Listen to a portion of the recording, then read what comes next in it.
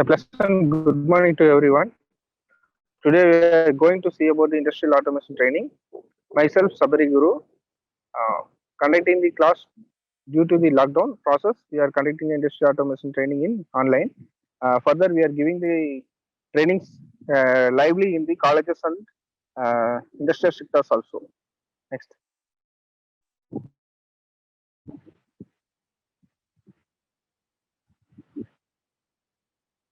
Next, Kadir. Today we are going to see the introductions of basics everything of the industrial automation. First of all, we are going to see the introduction of relay logic control. Relay is the main thing used to in the switching device in the industrial automation. So the relay maximum it conducts NO and NC is the main switching device. When the supply of battery is given, some 24-volt supply is given to the coil, the NO NC contact goes to the NO. You see the basic it's in diagram is given. The coil is there. 24-volt battery supply is given. Then the NC it's directly supplies light glows, and when the supply is passed the coil, the switches into NC into NO. NO it goes, the light is blinking is stops. Normally the relay is used for the switching device in the every logics of the programs. Next.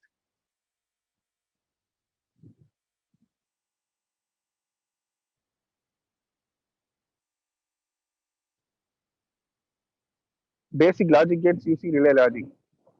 Your maximum you are seeing in the basics of OR gate, AND gate, NOT gate, NAND gate, and NOR gate.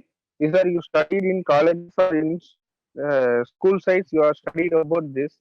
Example, we are giving the OR gate.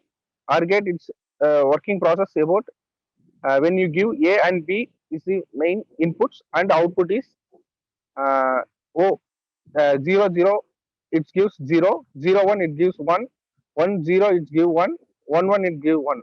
Maximum it takes 0 as a negative and 1 as positive. When you give negative negative it gives output of negative, and negative and positive gives positive output, and positive and negative it gives positive, positive and positive gives positive.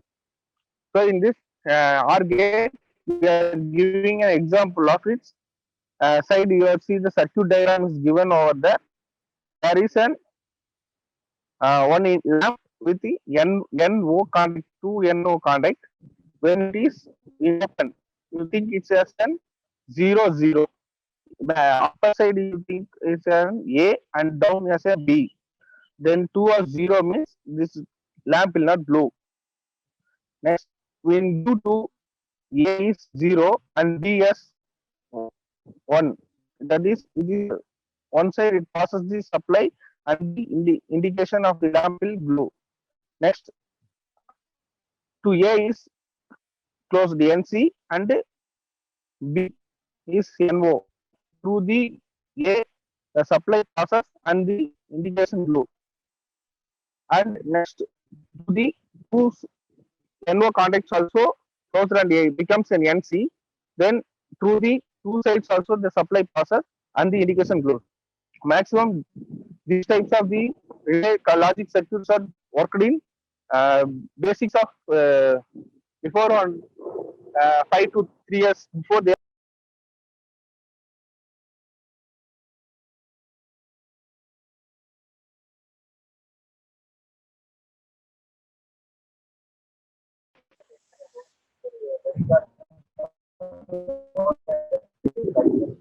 There is more disadvantages just in the RLC over PLC complex wiring, because the relay full of consist of wiring overall the panels and more time implements, because you have to fix the relay and you have to circuit planning and with the wirings.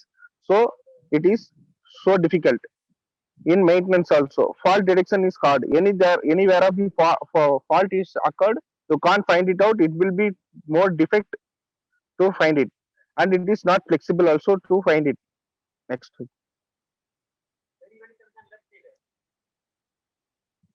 Next.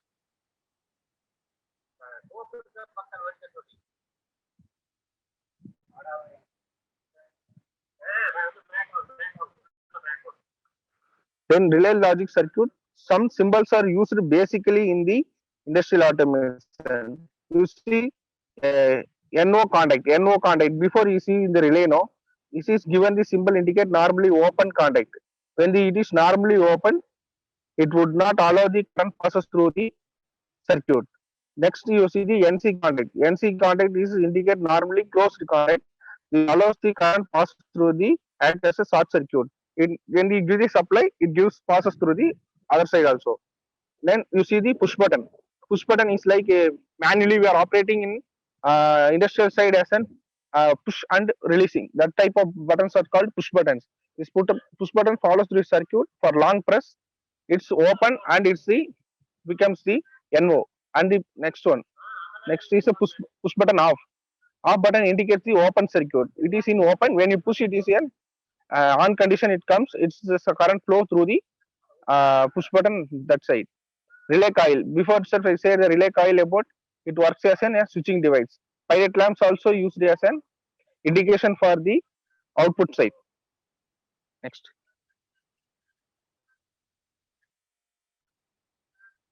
Major types of industrial control system is used in industrial automation. It's called PLC, DCS, embedded control, SCADA. Industrial control systems, we use the control system including PLC, SCADA, and DSN and various others. Based on PLC, the programs are feeded and it totally control the automation by giving the logical programs into the PLC. And total machines will be controlled by the PLC. Next to DCS. DCS is a distribution control system. It's we having a 2 or 3 modules in the same place. We can give the supply through one part of major PLC from to the DCS, and we can control 3 or 4 modules in one place. Embedded controls. Embedded controls are used in the electronic sides.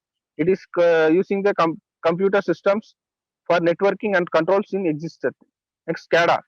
SCADA is an supervisor control and data inquiry refers, which is used to when you are an owner of the company, from anywhere you can see the schedule what is going in the industry of the machine.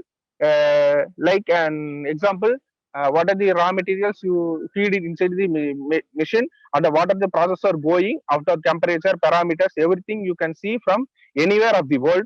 You can monitor the machine from in the SCADA. Next.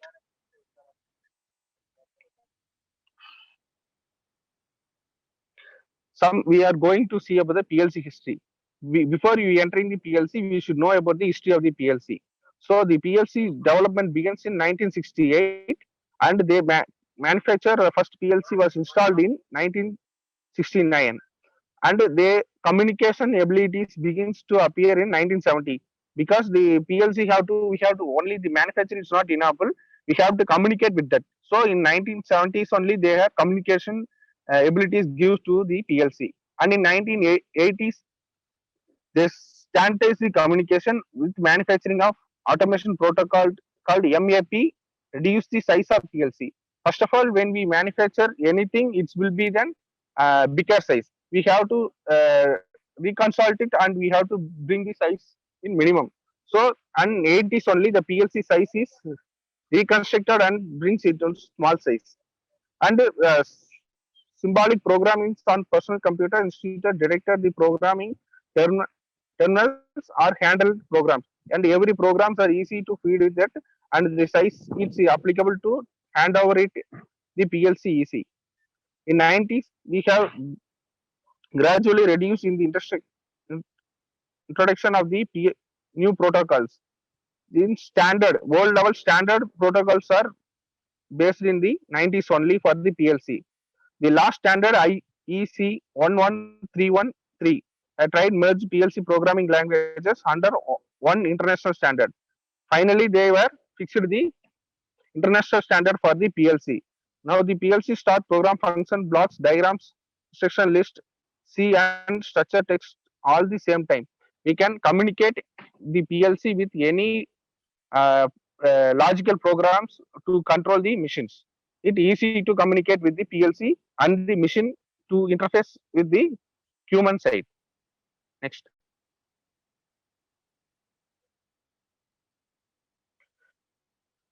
PLC hardware, the hardware component of the PLC. PLC, what are the PLC inside inbuilt? You think it an processor unit is called CPU and memory and input output, power supply unit, programming device and other device. These are together combined and built the PLC. So we are going to next see about the central processing unit CPU. What is about CPU? CPU is a microprocessor based. It used to control the interface, local area network functions, etc. with the communication. For that, we use the central processing unit. Next is system buses. The system has four buses. The CPU uses database for sending data between the different elements. Of our different elements means what are the output and inputs we are using. For that, we can use the different elements to process it, data to send through them, and we collect the data from that. The address bus to send the address to the location of access stored data. The what is the element used from that? We take the data to access the device.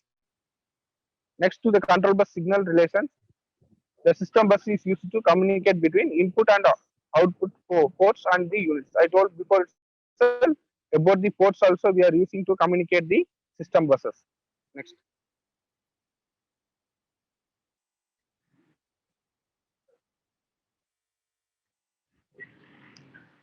What is memory? Next, we are going to see memory is an ROM. It is a ROM is used as a storage of the PLC. What are the amount of space is required in the memory, and is RAM.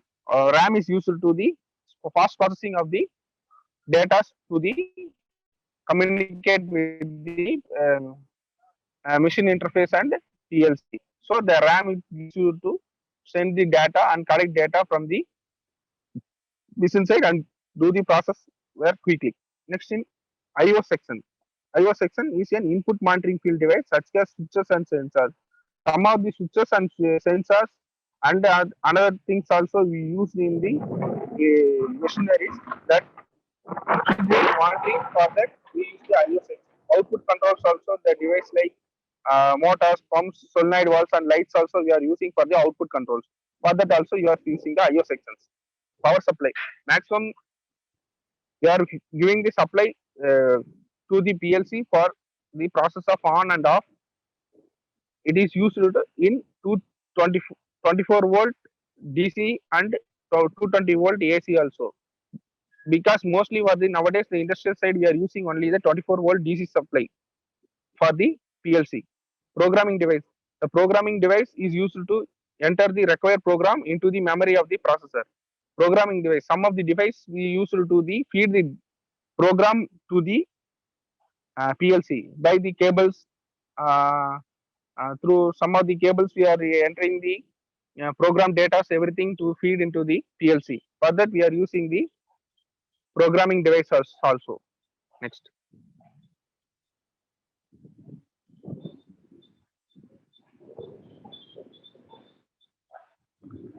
Then we are going to see the PLC operations. What are the operations is done in the PLC? Basically, we are going to see now in the software side. We are when we feeding the program and we are doing, we can explain it fully. What are those will be clear. Now we are just giving the instructions. What are the some of the introductions of the PLC operations? Input relay. What is input relay? This connected to the outside world. Outside world, we are using the outside of the physically existed. For the switches, sensor, etc. Typically, they are not a relay, but rather they are a transistor. Next, internal unit relay is called a memory relay. These do not receive signals from the outside of the world, nor the physically existed. This relay is fixed inside the PLC. This is useful to interface the monitor and the data which we feed with the machine side elements and the PLC to control it. Next, we are seeing the counter. What is the counters? Counters in maximum industries we are used for the sensing. What are the objects of moving in the conveyor, like in bottle filling and chips factories. We are count. There is a count. But moving, we are scheduling it 10 counts. First of all, it is physically existed. The object is moving one by one, which used to count 1, 2, 3, that like up to 10. After the 10 count finished, the total entire machine stops, because for this process it is enough. Then what is the time you schedule give for next process? Then only the counter starts and again it counts. Regularly, this module is running over used for the counter section. Then it's a timer. Basically, timer is used for the time delay of the process of the machine. First of all, you are doing the one of the production uh, output, it comes. Then you need a time delay, and then next you have to process the next motor, means there is a time delay. Example for in the agriculture, we are giving the timer. Basically, you can't receive reach the place of the agri site, but you have to run the motor at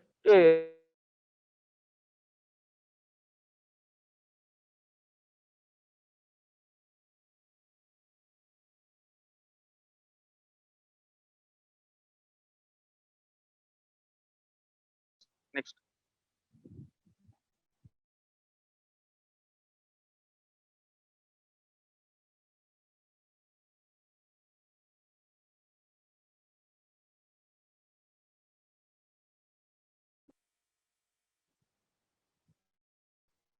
Then output relays. These are connected to the outside of the well. They physically exist, send on the solenoids and lights. This gives the output to the any sensors, solenoid valves, like lights we are giving. It gives the signal output and it gives used to.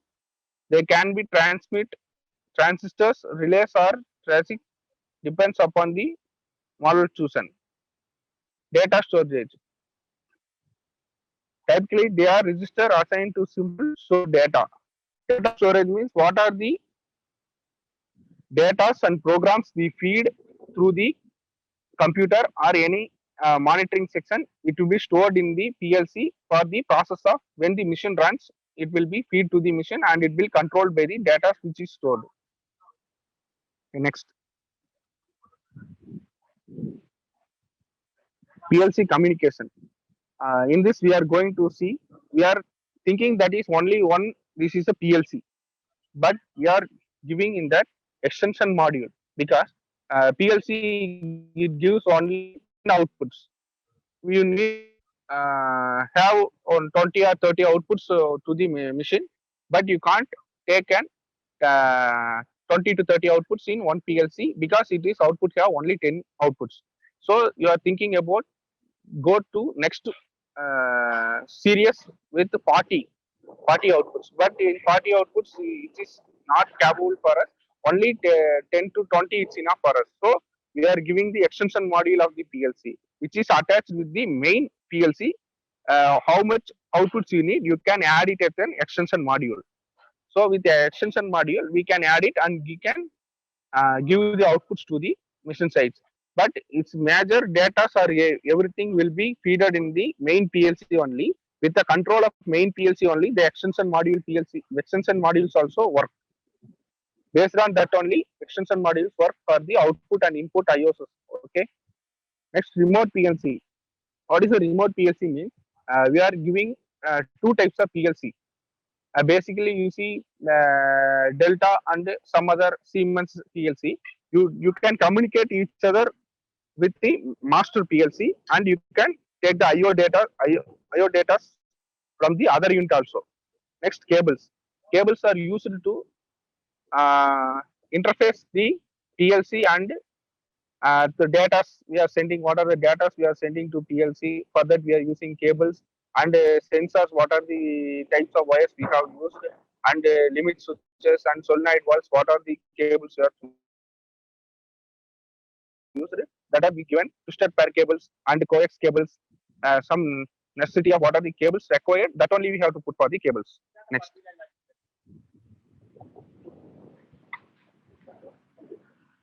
Then serial stands. RS-232 communication is the most popular method for the PLC to external device to communication. Now, maximum nowadays we are using only RS-232 communication cable for communication for the communicate the PLC. And the interface include under SCADA applications also we are using RS-232 only. Other standards such as RS-422 and RS-4 RS-232 are the similar to RS-232, although higher transmitter rate and longer cable distance. Because RS-232 is as an higher transmitter, it can transmit higher level without any struggle in sending data, and distance also it is more longer cable we can use for the data transaction. There are two types of RS-232 device, DTT, DCE. There are two. We are giving the examples also over there. Then using RS-232 with PLC.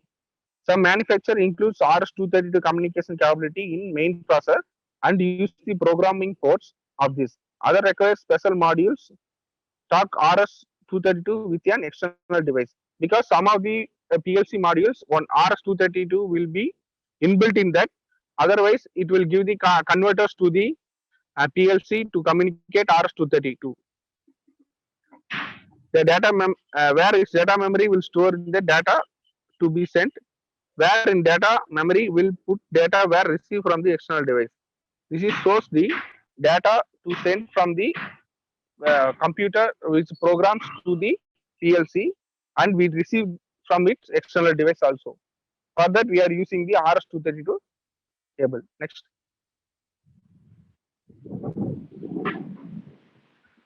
Then RS-485 interface. This RS-485 is one of the multi-drop communication that allows you to talk the multiple device at the same time. Because RS-234 cable it communicate only one with the data transfer, but RS-485 interface with multi device we can communicate, and we can interface with that PLC. Many PLC we can communicate with it RS-485. According to the standard, up to 32 device can be connected. Minimum 32 device we can connect it. The maximum distance of 1200 meters. 1200 meters we can communicate 32 device. For that we are using RS-485. RS-485 network can be used in 2-wire and 4-wire network. Maximum the 2-wire system is used for transferring the data and collecting the signals and data from the output also. In same cable, the data is sent and the data are received from same cable. So whatever the distance you put for maximum 1200 meters you put also, the data can receive and send by the RS-485 interface cable.